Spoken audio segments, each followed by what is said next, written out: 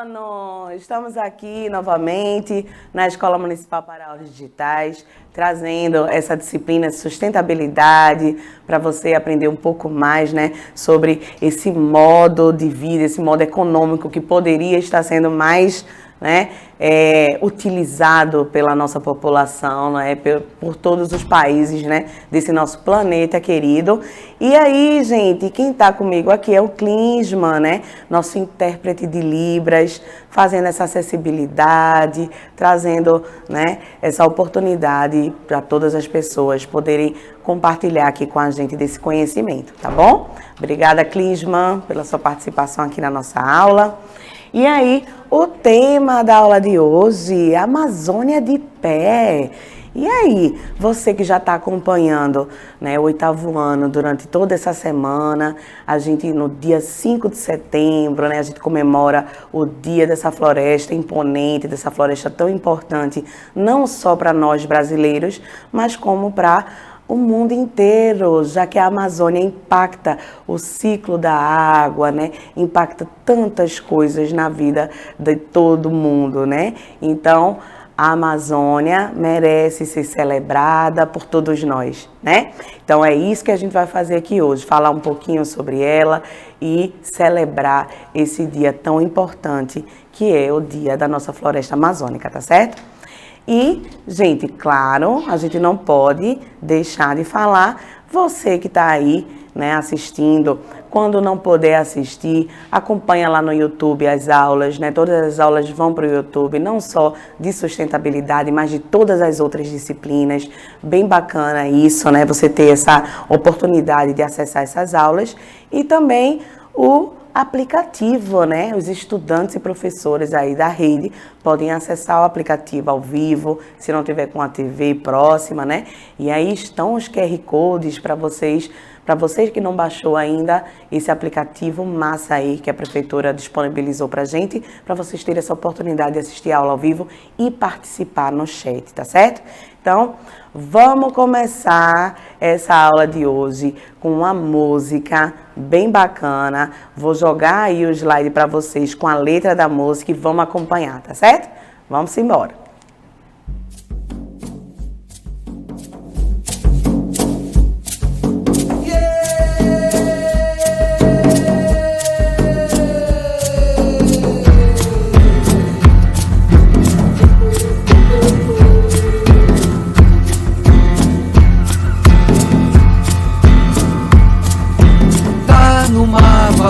Brasil, a verdade agora é esta, que não cabe no Brasil a magia da floresta. O Irapuru, Ararazu, cantam em coro Amazônia.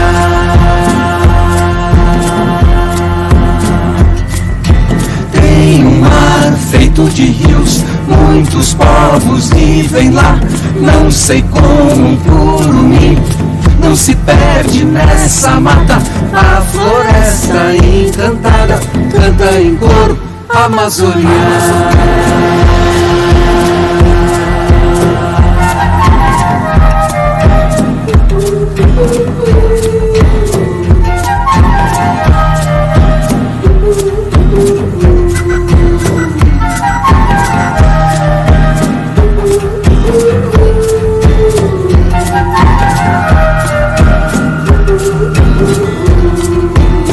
Deixa a árvore crescer em paz, deixa o peixe boi em paz, deixa o jacaré em paz, deixa a canoinha em paz, deixa em paz a onça amazônica.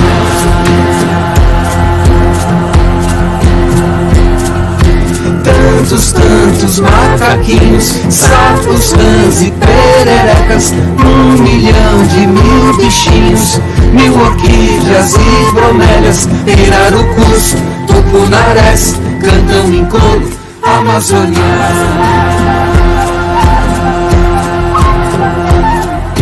Tá no mapa do Brasil, a verdade agora é essa, que não cabe no Brasil a magia da floresta. Eu daqui e o mundo todo cantamos em coro Amazônia.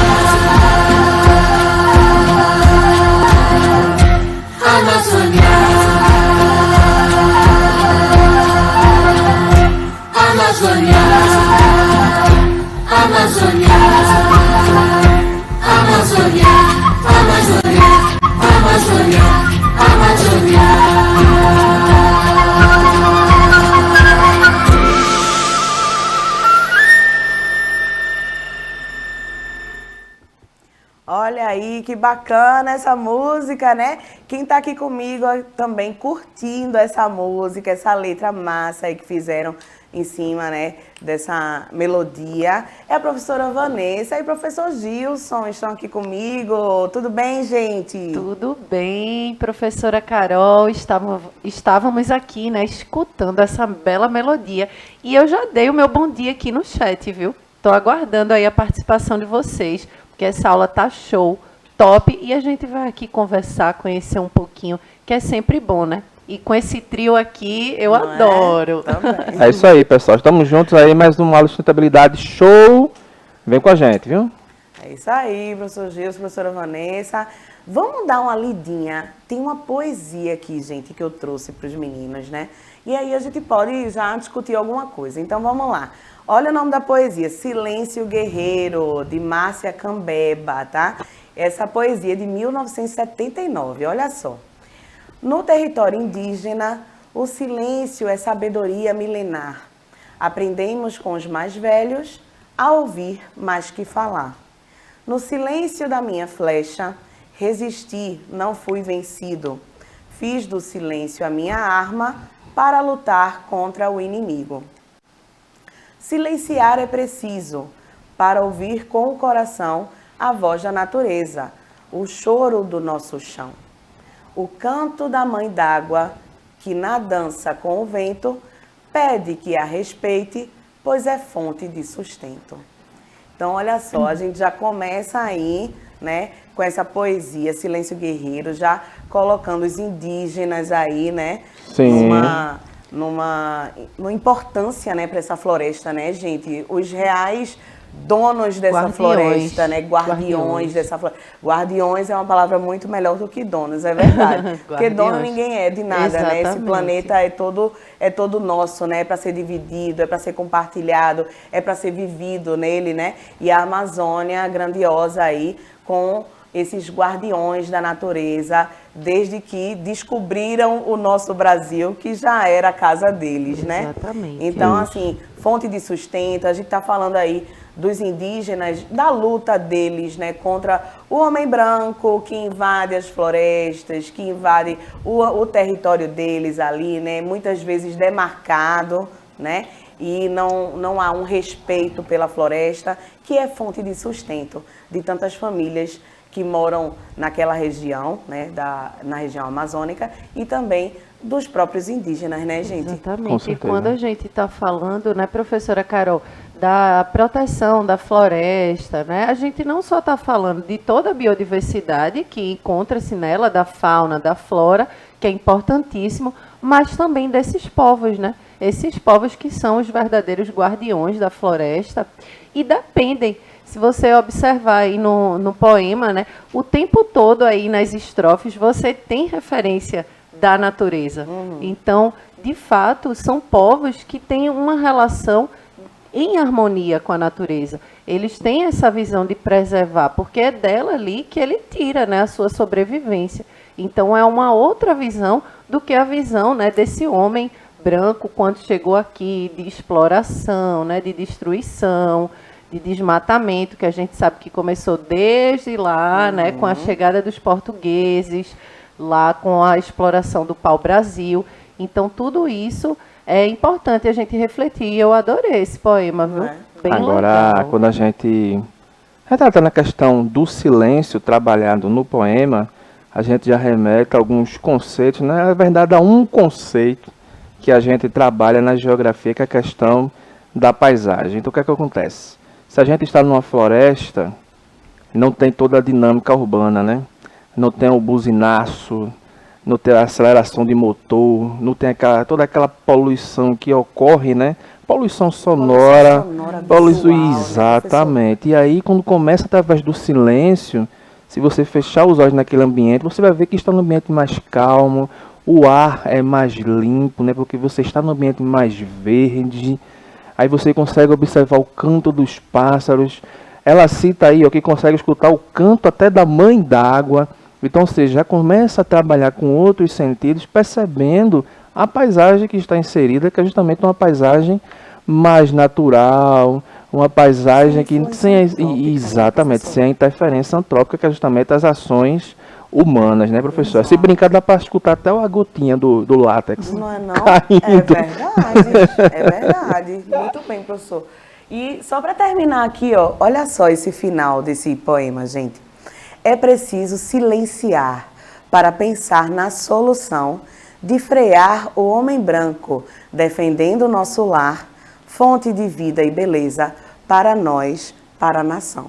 Perfeito, né? Fecha aí com toda essa mensagem que a gente procurou passar agora nessa breve discussãozinha que tivemos aqui, né? Com certeza. E quando a gente está falando desses povos, né, os povos indígenas, e a gente fala muito da demarcação, a importância da demarcação, que é justamente isso, né? Porque demarcar áreas indígenas é também dar vida, né, para esse lugar, é você preservar, melhor dizendo, né, esses ambientes. E quando a gente também está falando dessa questão de demarcação, a gente pode ir além, viu, professora? Porque a gente não só está falando de terra, né, de território, a gente está falando também de manter aquela cultura viva, né, as tradições vivas. A gente está falando de línguas diferentes, né? Porque o povo indígena, ele tem vários dialetos ali, né? Exato. Que nem eles, né? Entre uma tribo e outra, né, já diverge a maneira como eles trabalham, não é? Variações linguísticas, a maneira como eles trabalham dentro da própria tribo, né?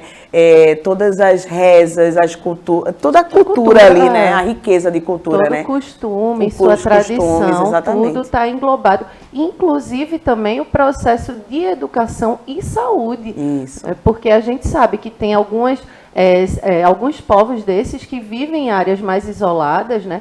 E eles precisam, né? Eles não são tão... são mais vulneráveis, né? Não são tão resistentes a determinadas doenças, por exemplo, que a gente lida aqui nos centros urbanos. Na verdade, não são nada resistentes porque eles não convivem com o homem branco, né? Exato. Então, essa parte da imunidade deles é um povo que vive ali isolado, como a professora Vanessa falou. Isso é muito importante. O homem branco chega lá e termina levando doenças, que seja uma gripe, que pra gente já é uma coisa corriqueira, todo ano tem, mas temos vacinação. Eles não têm, né? Então, a parte da imunidade é super importante, né? Exato.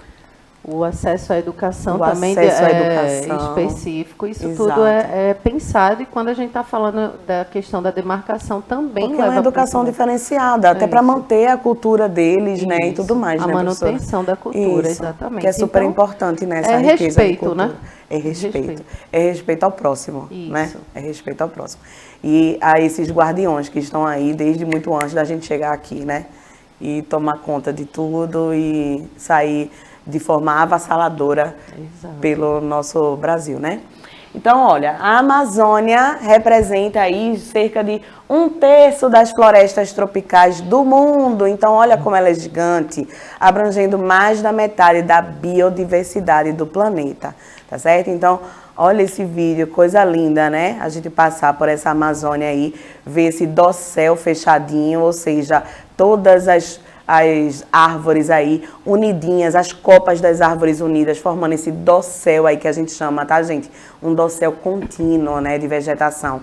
E toda essa vegetação também aí abrigando uma diversidade de animais, de fungos, bactérias e tudo mais que são necessárias para a vida, né, no nosso planeta, tá certo? Para todo esse ciclo aí de vida, tá?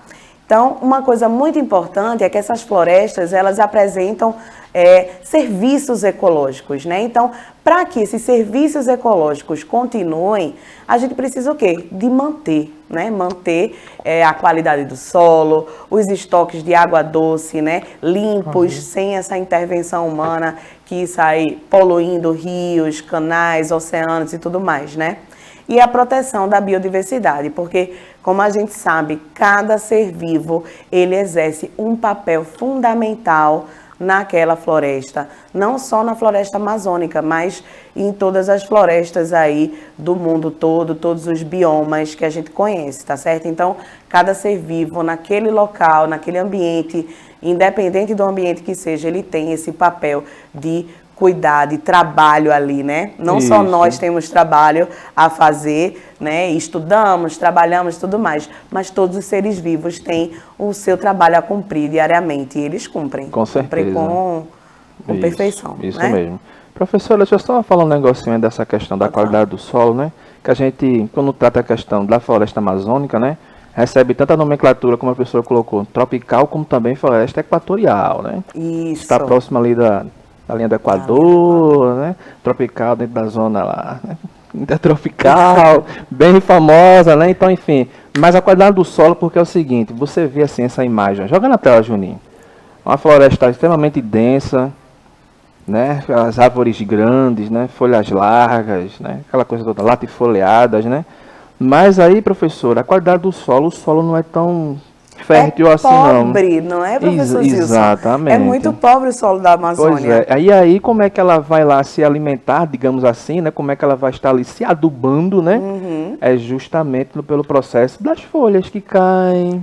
É o ciclo Entendeu? biogeoquímico, né, Olha professor? só aí. Aí se a gente chega lá e... Nitrogênio, Pois é, potássio, oxigênio, Matéria né? Todo o orgânica, ciclo aí, né? matéria orgânica. Ela mesmo que vai ali se autonutrindo, Ela né? mesmo Mas- que repõe, né, professor? Com a queda das folhas, queda dos frutos, galhos, não é isso? Exatamente. Fezes de animais. Fezes de animais, vem a Isso. decomposição, aquilo ali se agrega no solo, né, o que é chamado de matéria orgânica, porque é proveniente dos vegetais, né, também Isso. dos animais que morreram e ali vai se Isso. decompondo, né, o carbono volta para a natureza, Vê né, só, professor? né? Exatamente. Pois é, então os Incrível, ciclos biogeoquímicos super importantes aí, né?